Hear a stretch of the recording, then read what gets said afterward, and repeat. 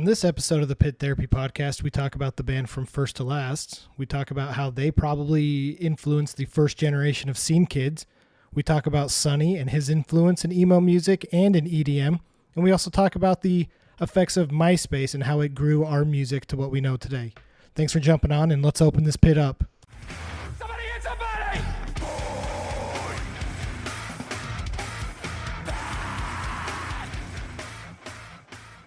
Hey guys, another episode with Kyle and Trevor and myself from the Pit Therapy Podcast. How you guys doing? Good, man. Yeah, I'm doing good. How was that show last night? You went and saw No Bragging Rights last night, Trevor. Oh, man. I freaking love No Bragging Rights. Like, they're probably one of my favorite melodic hardcore bands out there. Their first album, I don't know if it was their first album, but what's that one called? Consequence of Dreaming or Is that something? one with Ode to Logan on it? Yeah, such a freaking good album. And then Cycles is the one that put them on the map. But this self-titled is so good right now. And they played pretty much Cycles and self-titled stuff is mostly what was being played at the show last night. Just really awesome. Basically, it's the singer Mike and the drummer who are the original guys still. And I think both guitarist and bass player are new. It probably explains a little bit of the sound change, because I don't feel like they were as melodic with like Cycles or the Concrete Flower. And Illuminator. Illuminator is like more of a metalcore album. Yeah, definitely got that way. But I don't know. I thought Cycles was still pretty melodic.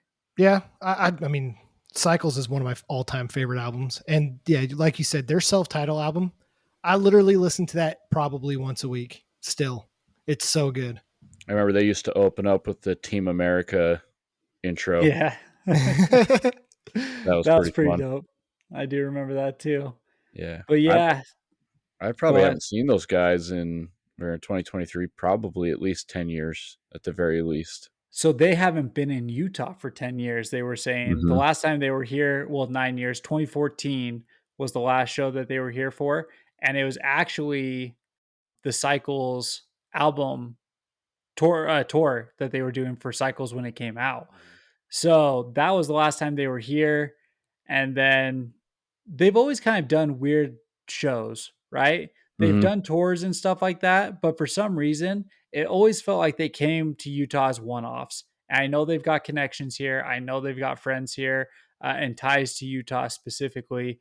But they always made it a point to stop in, see us here. So, you know what's cool about this tour that they're doing now is the fact that it's them and like local bands, because I think they're coming down to Dallas on the 18th. I don't think the band they're coming with is a local band, but looking at their posts like on social media, it looks like most of their stops they're playing with local bands, which I think is awesome. Yeah. Last night we had 3 locals. Spent was the first one. Salt Lake Hardcore. Snuff Tape, which is more, I think that they actually fall in line with that hard gore genre that we were talking about. Oh, yeah. Yeah. And then Low Life was the other one, which again is more on kind of the heavier hardcore side of things. So those were our 3 locals last night. And then we had No Bragging Rights. Fun show, smaller turnout than I expected, but it was also at a bar that was 21 and older. So that probably limited the crowd as well. But it was good, man. They're just fun to see. And I've got to do a quick shout out. Mike is doing a podcast. Again, Mike is the vocalist. He's doing a podcast called Walking Blind. And it's all about mental health, everything going on, suicide prevention and things like that. And they're doing a really cool thing right now that every stop on their tour, within a 30-mile radius, they give you, they're posting resources, whether it's mental health, whether it's like a food pantry, whether it's a homeless shelter. If it's within 30 miles of the venue they're playing at, they have it listed on the Walking Blind link tree for people to receive some additional help. And so if you're struggling, if you know someone struggling, he's also doing something called Check In on Your Homies. Reach out, make sure people are doing good. Everyone's in this together. And if you need to seek professional help, seek it. So that's pretty cool. Yeah, that's awesome. And honestly, like I'm not surprised at all that he does that because his have always reflected that. And so it's really cool. And honestly, this is a big thing that I've appreciated with the hardcore scene in general is it's very real about stuff like that. And I'm glad that he puts his money where the money where his mouth is. That's the saying, right? Yeah. Right. He Yeah. puts his money where his mouth is and, really promotes it and helps it. So that's awesome. Stand up guy for sure. Yeah, I think No Bragging Rights. I want to say the first time I kind of found them would have been in 2008 or 2009. I remember they came and played the Avalon. It was like probably one of the last shows that the Avalon was going to have.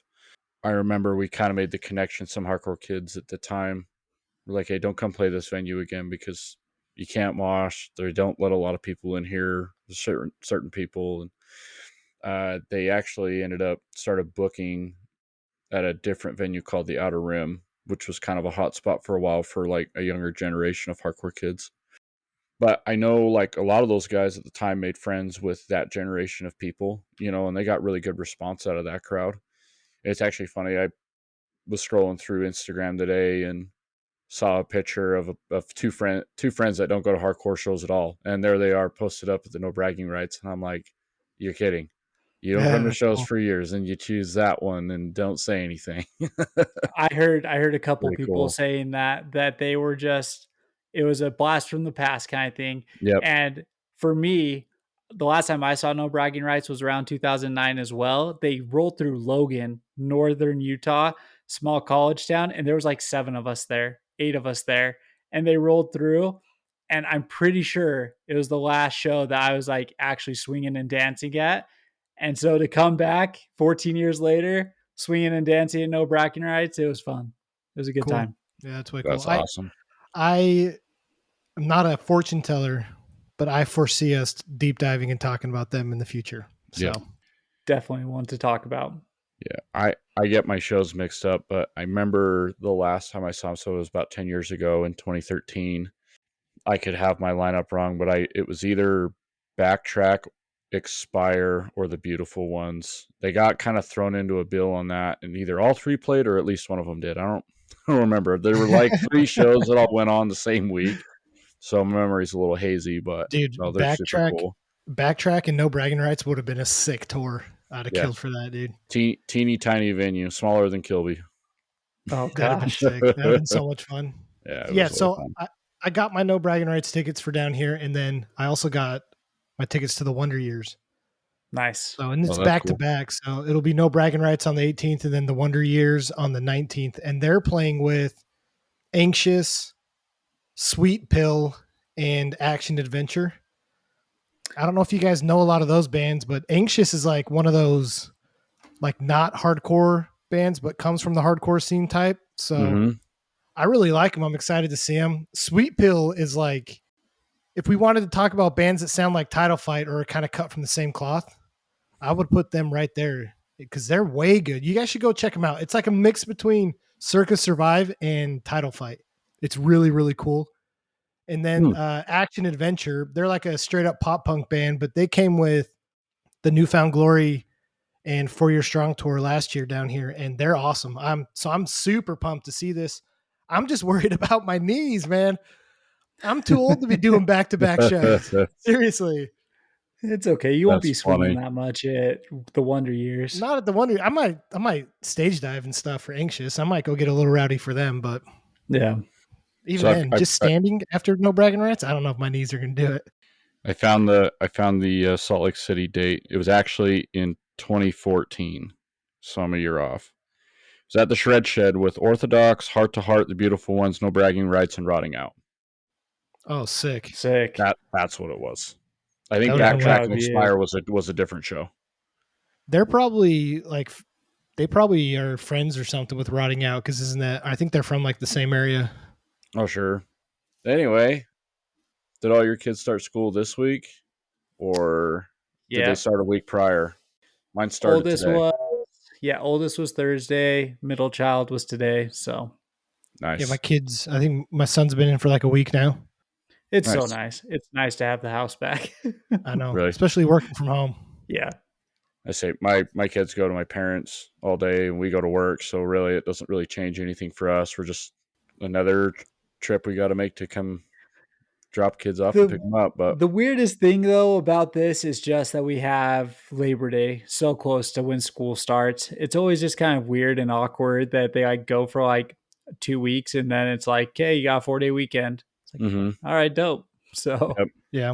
Well, it's weird too. Like, so they're doing early out this week, which is you go to school at 8:30 and then you're out at 10:55 and you have a recess in between that time. And I'm like, so then like, what do you do? Yeah. You have exactly 2 hours and 15 minutes. Like you guys have school that starts on like a Thursday. Like why do that? You like no one's doing anything those 2 days. Yeah. We get 2 days earlier out. Come on, bro. Yeah. That's the whole point. I can guarantee it's probably however the calendar year falls to like make longer breaks like for Christmas or whatever. Yeah.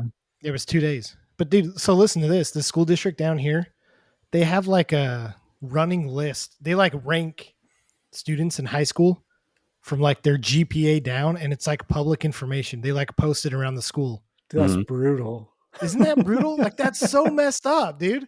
Especially because like, all right, if you're smart enough to be in like the top 10, like, okay, maybe it gives you a little bit of competition to like work harder. I wouldn't have been there.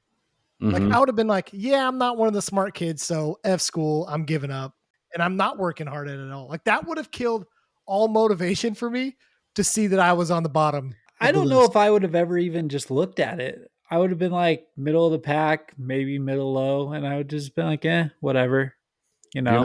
Gimon did something similar. They did. We were ranked, but I don't think it was public information. Like, were we ranked? Yeah, we were. It was on your report card.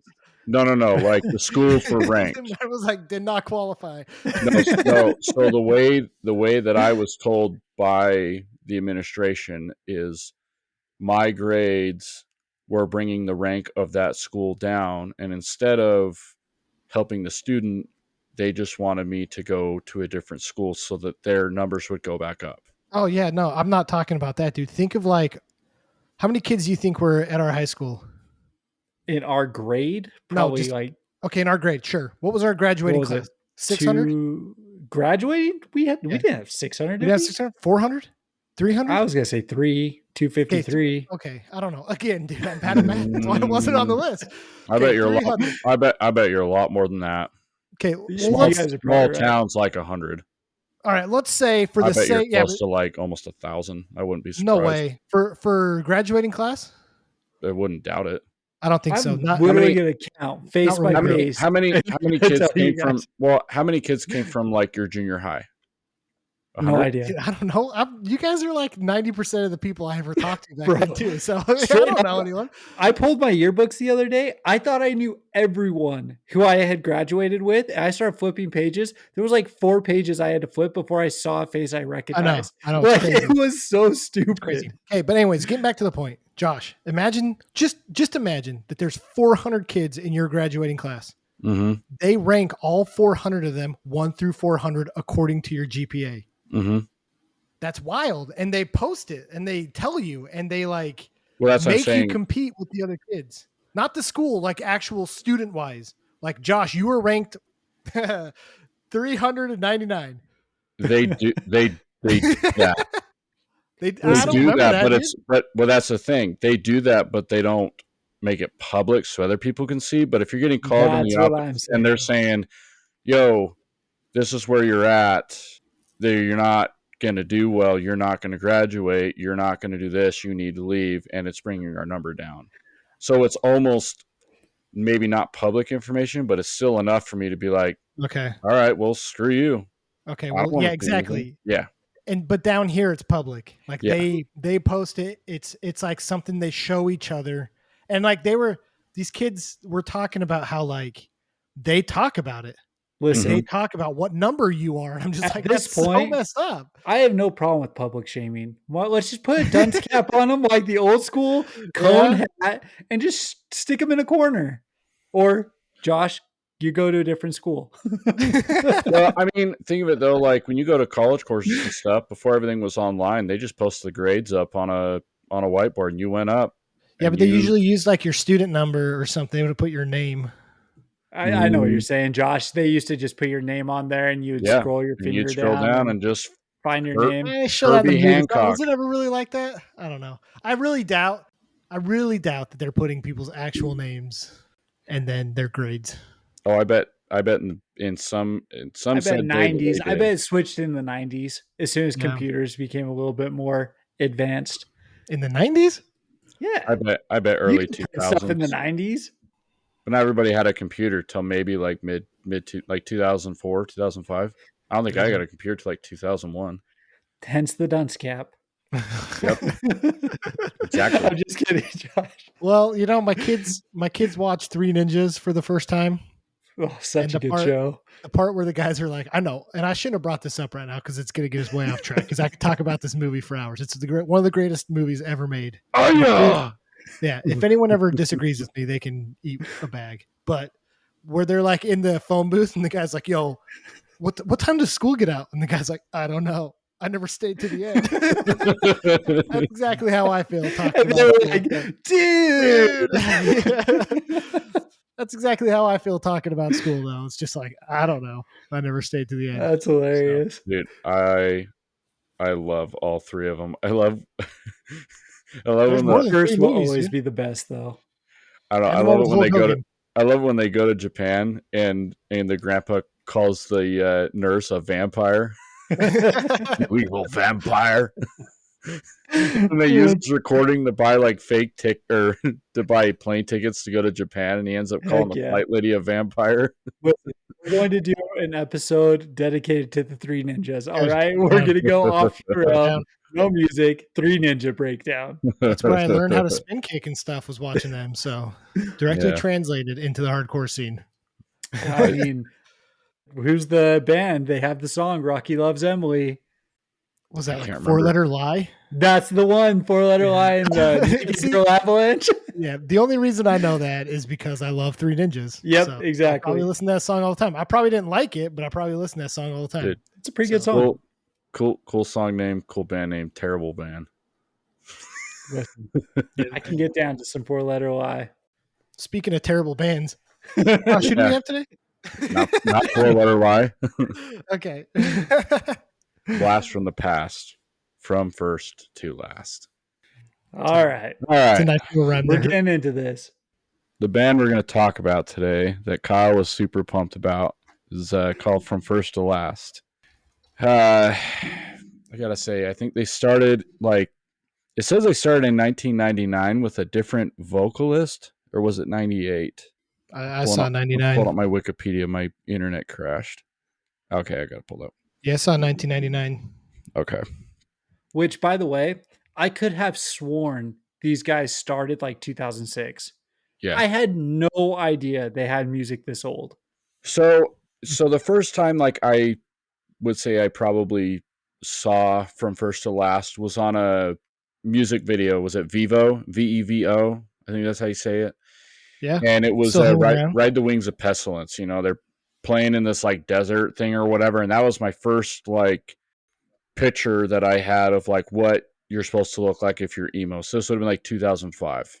And this Okay. was the MySpace era. And that was kind of my introduction.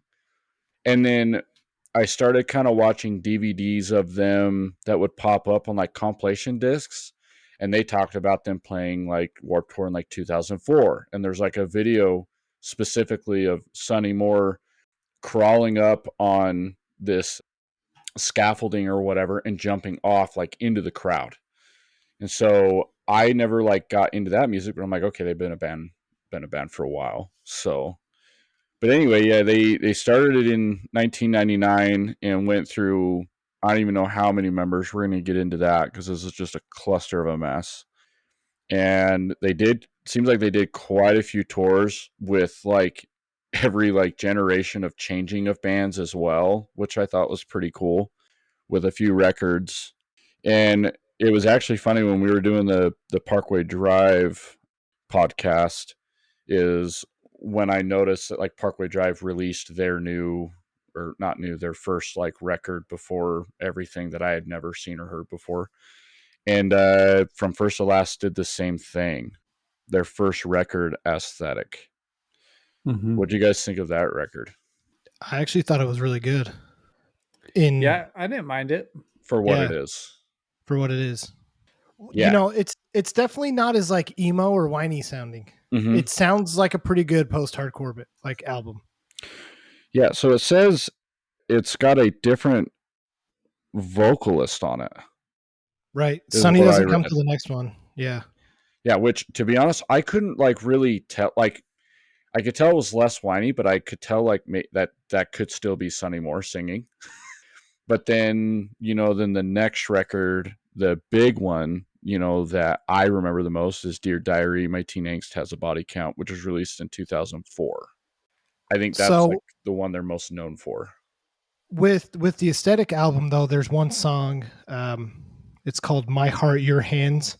And I seriously think that this might be like one of the origin screamo songs, because you have like the really high screams, and then you have like every screamo band has like the low chugs, and they're like nee, nee, nee. Like, you know what I'm talking, like the Yep. what do you call those, like squeal Aren't they guitar called like squeal part. dissonant chords or something? Yep. Like every screamo emo band has stuff like that, and I'm like, this is 2003. Like, this might be the first, like the birth of like screamo riff type stuff, Mhm. Well, it's funny, like, so Matt Good, it seems like he's been the staple of this actual band. He was supposed to be the vocalist, and then he didn't want to take that full on role, so he did guitar and then guitar and vocals, and it seemed like that he had joined the band The Color of Violence in 2002, which is labeled as a grindcore band. Maybe that's kind of where They that are not comes from. grindcore. Like, I'll just put this out there. There's some nasty grindcore bands. The Color of Violence is not grindcore. What Maybe are it was- they? I didn't listen to them. Maybe it was grindcore before grindcore. Maybe, probably the origins of grindcore before they got disgusting. Yeah, 'cause, I mean, Ozzy Osbourne was metal before. Now it's just old dad rock. That's true. But yeah, I think maybe the both guitarists at the time kind of had a little more of that metal influence, and I think Sonny Moore brought that more whiny emo vibe back in, which I think for the record that they released, the Dear Diary, My Teen Angst Has a Body Count, I think flowed really well for what it is. I mean, this is, to me, that record is like the epitome of MySpace emo. I mean, you went on anybody's profile and you saw Sonny Moore on every girl's freaking page. But So like, would you guys say that this album, the Dear Diary, or would you say that the Used album? Because they're around the same time, and I think the Used is a little before. Taste guess of Ink came out in 2002. Okay, so which album do you think had more influence in the scene, like for scene kids, for that like emo genre, scene genre? Oh, From First to Last, for sure. You think so? Over the Used? Yeah. I think that the Used held a lot more weight in our scene in Utah, being from Utah. I think that we heard about them more often. They were played more often. They were on X96 as much as possible. But reading back and listening back and stuff like that, From First to Last was put up on a pedestal for some reason that they should have never been on. Yeah. Yeah. No, dude, it's actually kind of wild. Because I think that every single scene or emo band is going to credit From First to Last. Because think about it, dude. 2004, Dear Diary comes out. Like, that's way earlier than I thought it did. And all these scene bands, Drop Dead Gorgeous, Greeley Estates, Where's Aiden, My Chem in Alisana. there? My Chemical Romance Would is have been before. 2004, I think, is when Three Cheers for Sweet Revenge was released. See, Yeah. so there we go. But the difference with My Chemical, I feel like, is they're just straight emo. I don't think any of the screamo or like scene music would have happened without From First to Last. Because I don't feel like My Chemical Romance was really. See, he didn't really scream very much, did he? I would put My Chemical Romance and the Used in the same category. I would too. But I wouldn't put From First to Last in the same, because it was like, this is the scene band, Right. like Blackville Brides in that direction, or Escape the Fate, I could see that all kind of going the same direction. But then there was just like the Used, the Bled, Letter Kills, that kind of genre of stuff, where it was like kind of like radio friendly, but like also really good. But Yeah, the used. I think I agree with that statement. It held like this is the first big band from Salt Lake in a Okay, very very long time, if ever. that's fair. Look, I'm just going to be completely honest. I'm not a fan of From First to Last, but I can appreciate when a band can come in and like do something new and like have this type of an influence, because you can't argue that like they didn't have just this massive influence Yeah. on that genre and on that scene. So I mean they sold over 300,000 albums and had over 20 million streams on MySpace for like a 2004 2006ish time frame. That is insane. Yeah. Like that's insane. Because it wasn't a big enough record, I think, to make it into big record stores, right? It was something that may have been sold in Hot Topic if it made it there. And so MySpace, was like the first successful social media streaming service, right? At least what I can remember. I don't even remember YouTube being a thing at that time. I mean, you went to somebody's profile, it was all black, had its own thing, and then you could put a song, and then eventually you could put a list of songs to choose Yeah. from. It was, you think about it now, it's like super weird. Like, Dude, who's MySpace lurking on my might be profile to listen to like an hour's worth of music? Like, Right. MySpace might be the biggest influence or like growth engine of our music. Like I don't think our music would be anything like it is today if it wasn't for MySpace. Mhm. Because this is the perfect example. From first to last, I don't think does anything if it's not for MySpace. Yeah, they are definitely the MySpace band. If I think of MySpace, I think of From First to Last for sure. I mean, they were the first, right? And there was a ton of bands who came after. You already referenced Drop Dead Gorgeous. You referenced Greeley Estates. Like all these bands were MySpace bands that just kept popping up and Mhm. that they took off for their like 5 year history, right? Mhm. And then most of them died out. And it Mhm. was just the MySpace age. I mean, Attack Attack's another one.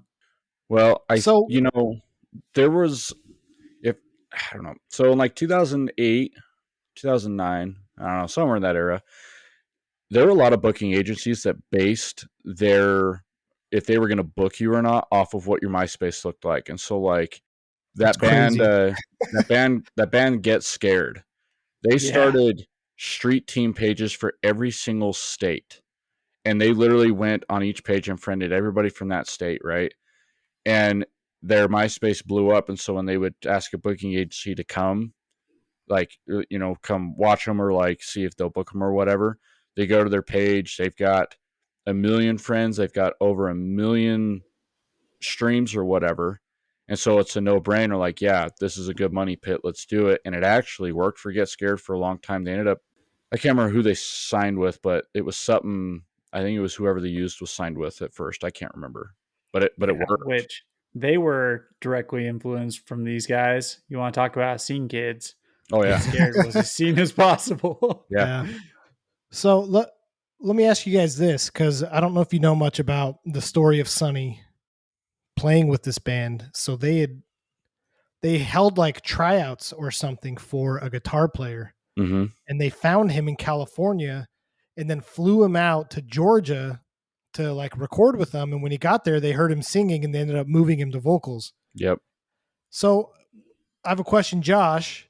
In the music scene with like bands, how common is that type of thing where you're like, let's hold a tryout, let's get some random person from who knows where in the US? Like, does that usually end up good? Could that be attributed to part of why maybe they had so many problems? As this felt more like a job, like a business recruitment instead of like people you're cool with and you start a band? Because I feel like in the scene now, especially in the hardcore scene, Mm-hmm. it's all these friends that have gotten together and played.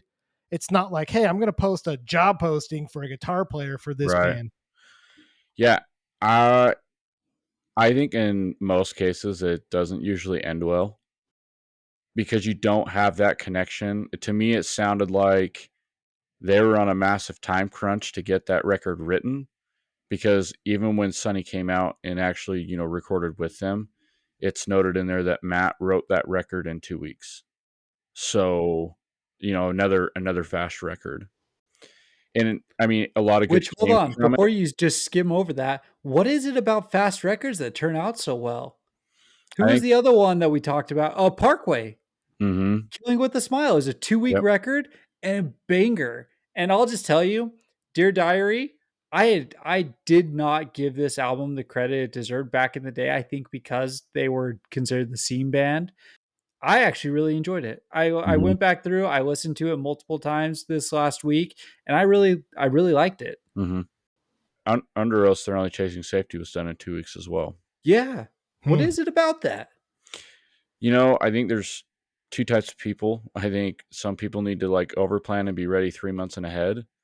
And there's other people that do it on the whim. I'm probably the one that leans more towards the whim because I don't have time to like second guess or second think. It's just whatever's there is there. If I have too much time to think about something in a month, I'll want to start changing it. And then I want to start changing it again. And then I start second guessing. And then I'm like, I don't know. It's all garbage. I'm just going to start over. I was going to say, is it just something that's just kind of pure? Is it just, this is what's coming out and this is the way that we're going to do it? And if people like it, great. I'm sure there are plenty of 2-week albums that suck.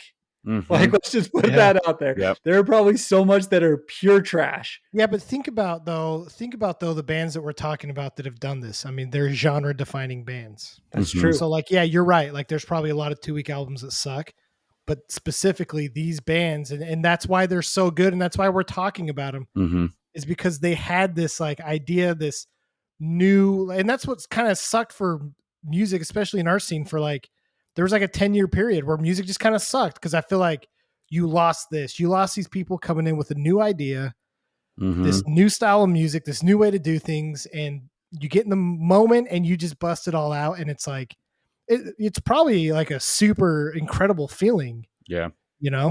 I think it would probably be good to note about these records that are done in 2 weeks that it's probably safe to say majority of the stuff or the ideas are already kind of written in somebody's head. They're just putting them together.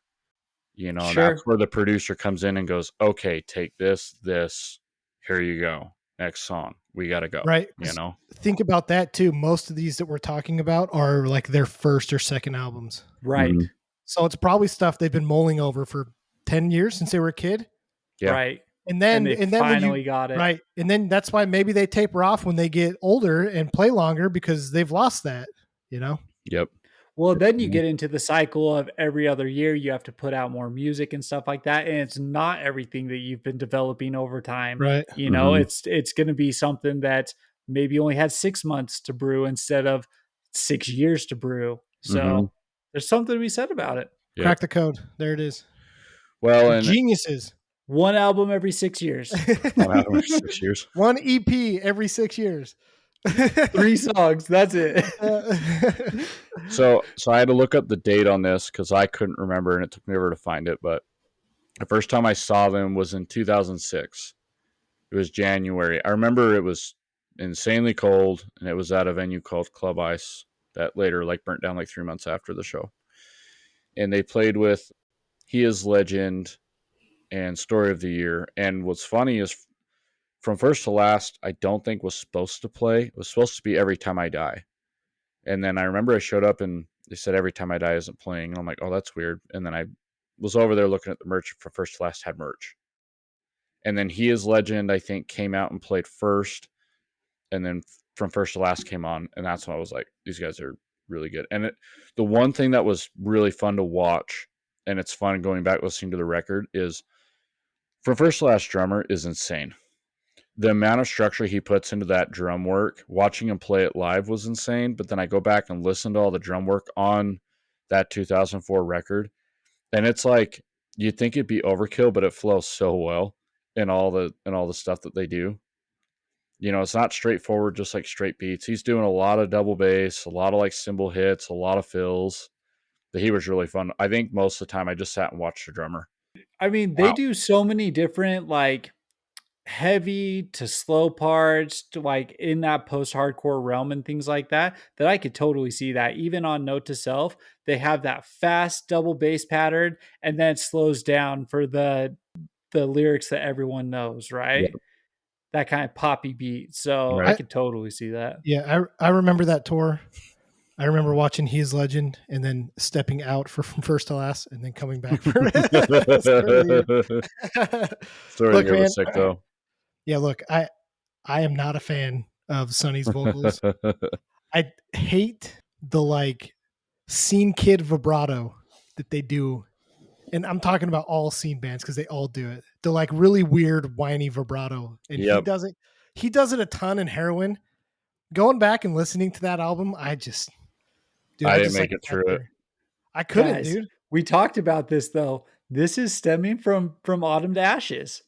Like I said that, like what was the second album, I think, where a little bit off key, but a little bit of that whiny sound kind of thing. They all latched on.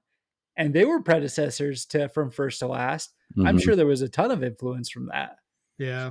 You know what's crazy is I didn't realize that Sonny only sang for 2 albums. Yeah. Yep. I didn't know that either. 2 albums and then a single they released in 2017. Yeah. I mean, talk about like leaving a mark on the scene, because I mean they have they have 3 albums after his. And I don't know that anyone remembers that. You just remember the Sonny albums, right? Yep. Or you would have assumed that Sonny was the one who was singing on them, right? Yep. Sonny was From First to Last. Yeah. I mean, that's the way I feel about Seosin. Anthony Green with Seosin. See, I will hard disagree on that one. And I'll hard disagree with that till the day I die. You like Cove? I do like Cove. You like... Did his voice fit so much better with him? His voice fits so much better with him. And again, I'm not a fortune teller, but I can tell you we're going to talk about Seosin one of these weeks too. We will talk about Seosin. So maybe in 7 years. Maybe. All right, let's get into these lineup changes, because these were freaking ridiculous. The people they brought in. So after Heroin, we don't even talk about the record because it just wasn't good. You know, it's like the last 2 Parkway Drives. Well, I think it's just don't listen to it. Yeah, I think it's worth noting though that like Sonny had what are they called? Nodules. Yeah, throat nodules. I know what those are because of Pitch Perfect. So he had surgery. He had surgery on his throat. And he had nodules. Shout out to Pitch Perfect, because that's where I learned about it. So, and that's hard to go through. So who knows what would have happened? Honestly, though, when you look at the grand scheme of music, like I know surgery and having issues with your throat is probably like a big deal, but you wouldn't get Skrillex without that. So, and I think he's done probably more influence with Skrillex than he has with. I wouldn't say he left the band. I mean, because probably more for his musical interests, and he could already see the deteriorating of his throat, and it was just like, I want to do something different anyway. This is just kind of, I'm seeing the writing on the wall. You know, in the midst of this Heroin album, it says, you know, they were bidding between 2 record labels, which is Capitol and Warner. You know, those are 2 major labels. And I know we were texting the other day about Wes Borland, the guitar player for Limp Bizkit. It looks like he was asked to record bass on this record, and then after did a few tours with them, and actually had planned on doing more stuff and recording on the next record, and it just fizzled out because he had other projects in the works and didn't have time to work with From First to Last. Which, have you guys watched Wes Borland play? Mm-hmm. Yeah, I've seen Limp Bizkit, dude. You've seen him live? When did you see Limp Bizkit? I saw him. It was I'm pretty sure it was Limp Bizkit, Cypress Hill, and shoot, who else was on that tour? It was a long time ago. This had to have been like the X96 Badass show or something. I think it was, but yeah, it was Limp Bizkit, Cypress Hill, and someone else, dude. I can't remember. That is it was one of the dumbest things ever. But just to add salt to the wound, though, I think I'd rather listen to Fred Durst than Sonny. Well, I would rather too. I think there's no question in that. I have a red cap ready to go at any given time. You're gonna do like a chin strap beard and stuff too? Yeah, you see this new like mustache stuff, dude? Fred Durst is. Guys, I'll tell you, the dude's got some style right now. But Wes Borland, man, he's crazy. And there's a video of 2006 Warped Tour with him playing bass with From First to Last. Did you guys see that? Mm-mm. Dude comes out in just like, it's a black pair of just underwear, no shirt, no pants, and he is going wild. Like Wes Mhm. Borland is a freak, man. And he's so good at the instruments he plays. Like he's creative, he's interesting. I mean, didn't he play with Marilyn Manson at one point? So there's a lot of the theatrics that comes from that. So Did he have I his can't ribs removed too? Allegedly. allegedly. No, There's but I'm like sure he visited some of the rooms in Manson's house. It's so he could do a full front flip standing All up. right. We probably should Yeah. avoid this. Trevor's getting real sensitive, man. You might want to count his ribs. One other thing I'll make note of with this Heroin album is it was produced by Ross Robinson, and he's the guy that produced Redeemer from Norma Jean. So I think we owe him That's some cool. credit, because that is, talk about genre defining albums too. Redeemer is so freaking good. Yes, Redeemer is a very good record. Yeah, so it seemed like almost every record they did, from Aesthetic, they switched vocalists. Dear Diary, they get a new one.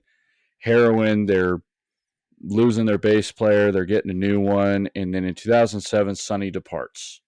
So they've lost a singer again. And it's funny to kind of note this too, that they toured with like Fall Out Boy, Hawthorne Heights, the All American Rejects, and then they toured with Atreyu, Every Time I Die, and Chodos. Kind of a wild 6 bands, different tours. Actually, would have been a pretty cool tour to see, though. Mm-hmm. And it actually even notes here on their Wikipedia, it says Moore's departure, lineup instability, and self-titled album 2007 to 2009. So it almost sounds like that this record was just kind of like whatever they had left and kind of put together. That's the record that has the, almost looks like the caution thing on the TV screen. Yeah. It's But just it they're looks- self-titled. Yeah. Okay, so I don't mind these albums. Oh, you're crazy. I This didn't album mind was this one. garbage. No, I did dude. not like this. Heroin and the self-titled, they were no good. I don't mind the dude. You can definitely hear the sound change in the self-titled. It sounds way less emo to me and scene, like scene-y kid. Like it sounds way less like that. It sounds super generic. Look, I'm not going to say it's good, but I like it more than the other ones. Kind of during this era, they toured with Alesana, Vanna, Brighton, and 4 Year Strong. And then they did another tour with Hawthorne Heights, Secondhand Serenade, Power Space, and Brighton. And then they actually canceled their dates in the last part of the tour to open up for the Deftones. That's cool. Kind of interesting. I think it's cool to kind of note the bands that they kind of toured with as like they progressed through the years of what they would be as a band, that they were still just touring with the bands that were just kind of in at the time, you know? Yeah. It seemed like all these other bands didn't know who to tour with, and they just kind of toured with all these unknown bands, you know?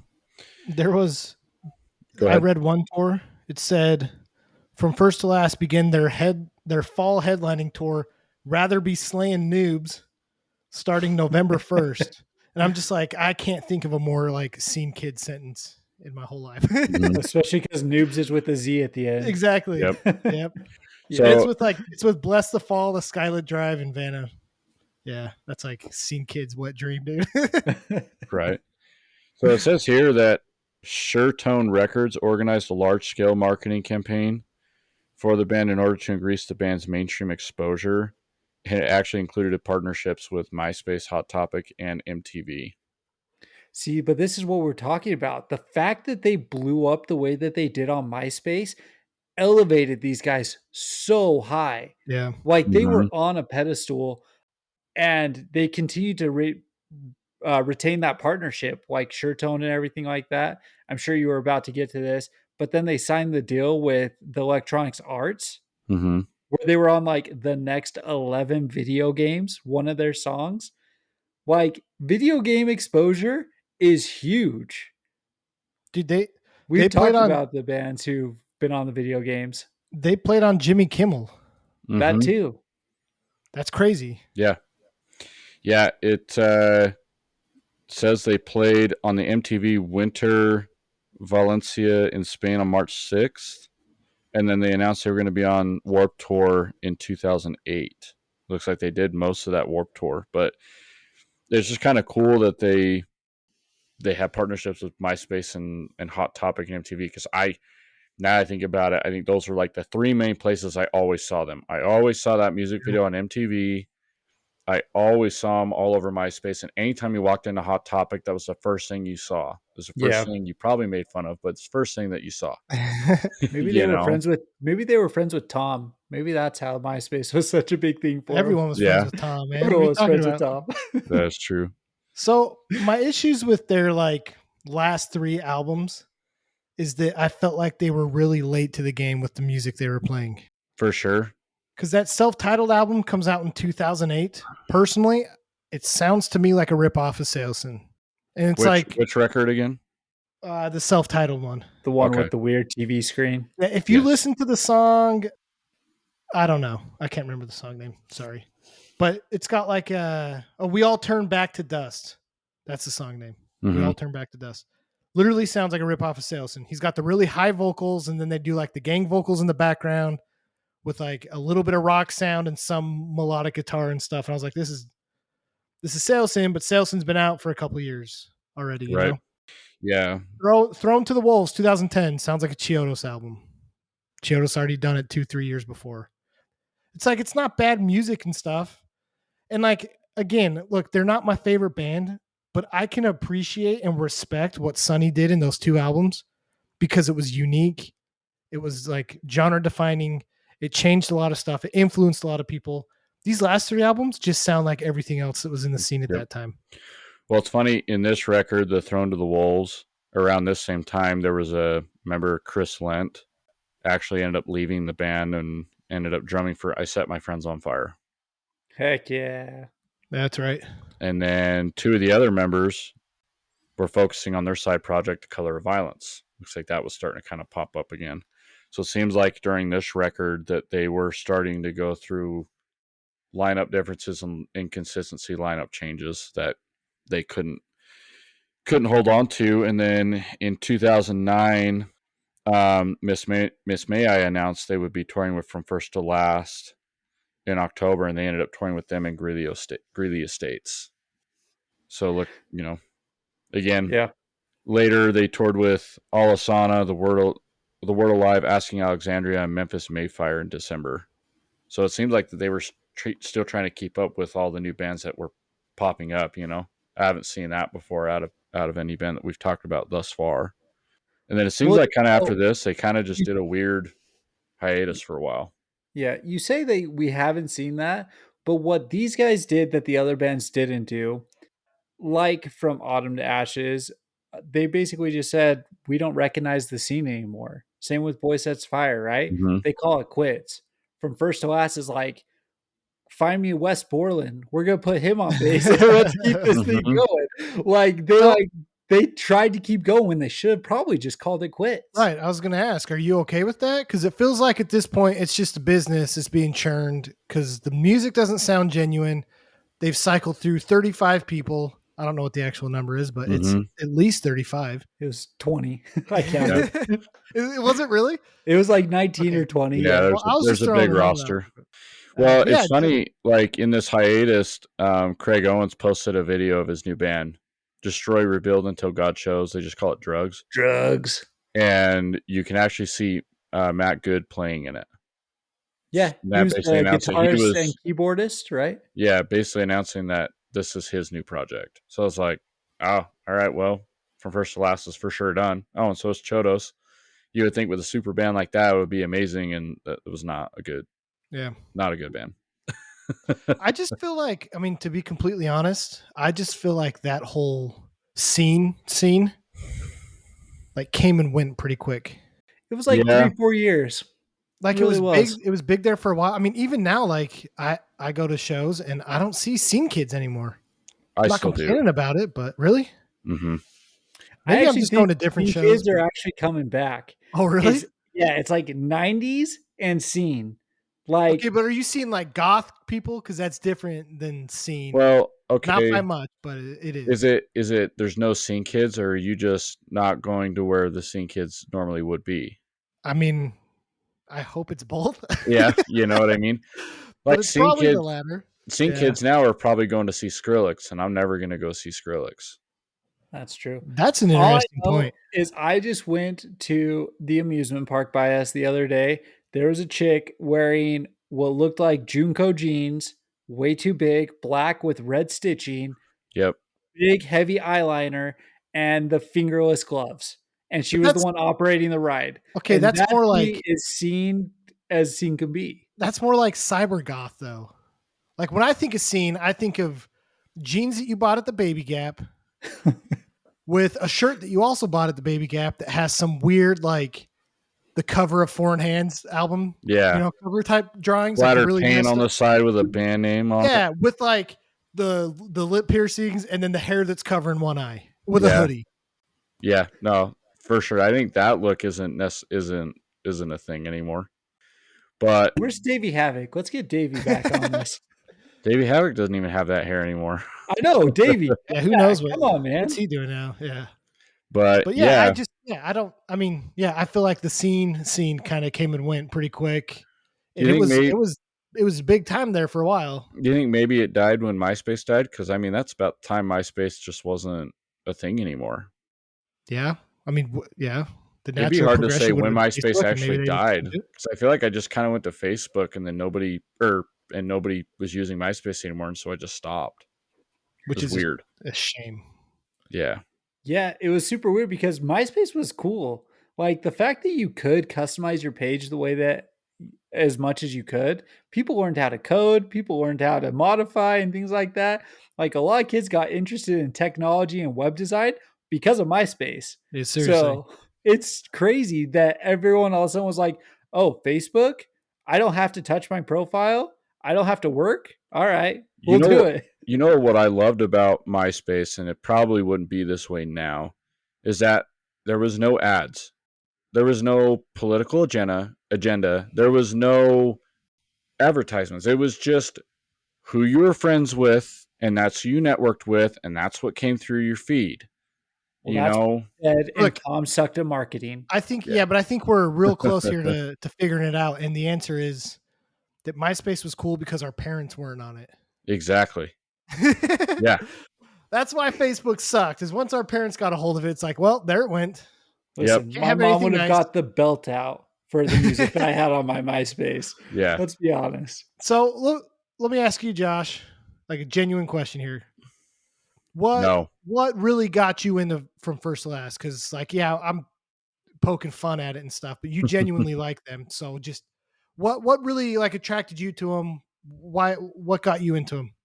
You know, I think the path I had started down in like the kind of music that I liked, I wasn't like way into heavy screaming or heavy hardcore, whatever you want to call it at that point. I kind of liked something that sat kind of in between. Like I liked Armor for Sleep. I liked Seosin. I liked Under Oath. I didn't mind, The Bled or My Chemical Romance, things like that. I was like, but I remember watching that music video of Ride the Wings of Pestilence. And at the time, like, at least like the kind of girls that like I liked chasing at the time, like were into that kind of look. And that's just what I wanted to look like. And I liked the music that they played. And I was like, okay, that's like, I want to be that. Like, I want to look like that. I want to be that. I want to play music like that. And I like that stuff. Then I saw them live, and it wasn't just like a MySpace band. I was like, these guys can actually play. They can't sing, but they can actually play. No, I mean that's super. I mean that's super fair. Yeah, for sure. And then my mom caught me drinking coffee and cut my hair and ruined my life. And here I am with no hair and a beard. Well, all you have to do is put some extensions in those bangs, and you're good to go. So, Showed her, dude. What about All you, right, Trevor? I so- mean, where are you at on the? So back in the day, I was not a fan of From First to Last. I didn't listen to him, and it's actually baffling to me that I didn't listen to him because I listened back today, and like you said, Thrown to the Wolves, Dead Trees, these albums were probably a little bit past their time, like the other bands had done them prior. But I listen to them today. And I don't listen to them like with 2015 years. I listen to them with 2009 years, right? And I'm like, yeah, that was an album that at 2009 I would have listened to and I would have enjoyed. And so Yeah. I actually really liked listening to From First to Last Dead Trees. I thought Dead Trees was a solid album. It had the vocalist from Periphery on there, and I thought he nailed it. Mm-hmm. Thrown to Wolves, I actually like Thrown to Wolves too. The middle two albums, I'm telling you guys, you're so wrong. They're trash. Like both of them. But also, I don't mind the singles. I don't mind Surrender. I don't mind Make War. So Yeah. I'm Yeah. actually kind of a fan of From First to Last in today's day. I actually really liked the song Dead Trees. Like that, I actually replayed that quite a bit yesterday. I was like, how did I miss this one? This one's actually, if this record was released instead of Heroin, they would have just taken off, I feel like, for sure. They did take off, though. You can't say they would have. I don't think they took off as high as they could. I don't they think- were on 11 EA games. I think they did after the Dear Diary record, but not off Heroin. No, it was 2008 that they signed all that stuff. This was when Sure Tone tried to put them back on the map. Even in the MySpace time, how many bands did we listen to that had 20 million listens or sold 300,000 albums? How many bands do you listen to today, honestly, that have those kind of numbers? That we listen to? Not very many. No, I'm just saying, like public listens to. Oh yeah, I know. No, I know, but like you look at, like you listen. Okay, it's 2004. We're 13 and 14 years old, right? Josh turning 15. We're in middle school. If my parents like heard me listening to like this type of emo or like scene music, like this is the crap that people were like, you know, in the same vein of like Slipknot, like that's dark, that's Satan music, you know, and to think that a band like that could make it as big as they did, like you have to give them credit for that. Even in 2004, that's way before anyone else was doing this kind of stuff. Yeah. So like kudos to them, man, because that's crazy that in 2004, when everyone's freaking out about music and all the evil stuff with those types of bands, that they could make it that huge to end up on Jimmy Kimmel. It's crazy. I mean, so did Slipknot, but like, you get what I'm saying? Yeah, no, for sure. I mean, From First to Last for me is definitely a nostalgic band. I think that record in particular. I mean, I tried to look like Sonny Moore at one point in my life. couldn't do it now. But yeah, you know, his side stuff, Skrillex. It's funny. I don't listen to EDM. I'm not into that stuff. I was like, but I have heard enough Skrillex throughout the years. Like if you start kind of listening to it, it's basically just like hardcore music, but it's techno. No, seriously, that's exactly what my brother told me. Mm-hmm. Because he's a pretty big EDM fan, has been to a bunch of EDM festivals and stuff, and he was saying that Skrillex, everyone attributes Skrillex to being one of the biggest like definers of EDM music. Because he said before Skrillex, it was all pretty generic. Like, have you guys heard the song "Darude Sandstorm"? Mm-mm. Yeah. Oh yeah. Yeah. Yep. So he said everything before Skrillex was just that. It was just Generic straight techno, fast techno EDM. But he's like, when Skrillex came in, he added in guitars in some of his songs.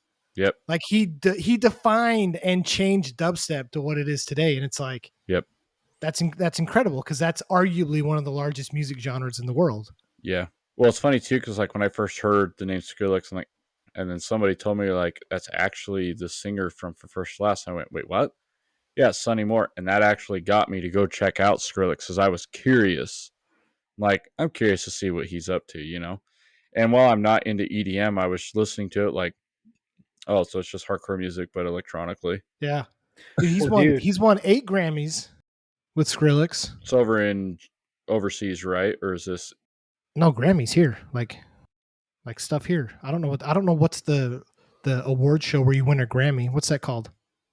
The Grammys. The Grammys? Dude, I'm pretty sure it's called the Grammys. Look, man. All right. It's a giant lamp.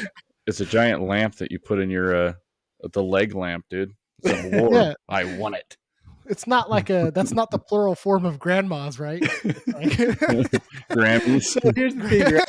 That's what it is. Do you remember though? Can you remember how many, and it was probably because of Sonny, of the vocalists tried to start their side electronic projects? You had Aiden. He started Will I Am. You had AFI. They did Black Audio. You had Mod Sun, who came from Scary Kids. Dude, it's not even that though. Think about all the bands as well that have EDM remixes of their And music. now there's so many bands that have EDM in them. Yeah. You don't get that type of crossover without Sonny doing Skrillex, because he's had crossovers with like Korn, and like he's got like Korn in some of his EDM songs. Like it's cool. It's not my music, but it's cool to bridge that gap, you know, just like there's a lot of like hip hop crossovers in hardcore. Like I can get behind EDM crossovers with.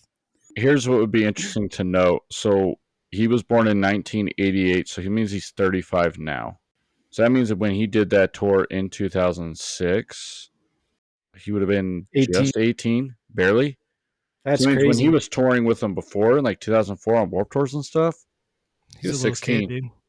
Hey, we have the okay. same birthday. Look, by the man, way. that puts a lot of perspective then, especially on his vocals and stuff too. yeah. All right, man. I'm with you, Trevor. I apologize for my comments, because being a 16-year-old singing this kind of music and being on tour and stuff. Okay, man. Like, How crazy of a decision is that to make though, too, at 18? Well, I guess you would have made it, say, at 19 in 2007, right? To say, yo, like, I got other things I want to do. I'm 19 years old. Instead of just riding this thing out, you know? Like, he That's just true. sells out. I mean, before he's 21, he's basically defined 2 genres of music. That's insane. That is insane. Like, We got to put some hats respect off, on man. Sonny Moore's Seriously, name. I apologize. Like, respect, because I mean, it's 16. I could. I mean, I'm 32 and I didn't even know what the award show was where you get a Grammy. So like, this dude's miles ahead of me, man. So seriously, like, shout out. Like that's legit. It looks like he also produced and mixed the 8th studio album by rock band Incubus. Dude, I love Incubus. That's impressive too. Pretty wild. So yeah, that's anyway. Shoot. I mean, we just spent an hour talking about this, and I basically take back everything I said. So that was a big waste of time. We're gonna have to start over.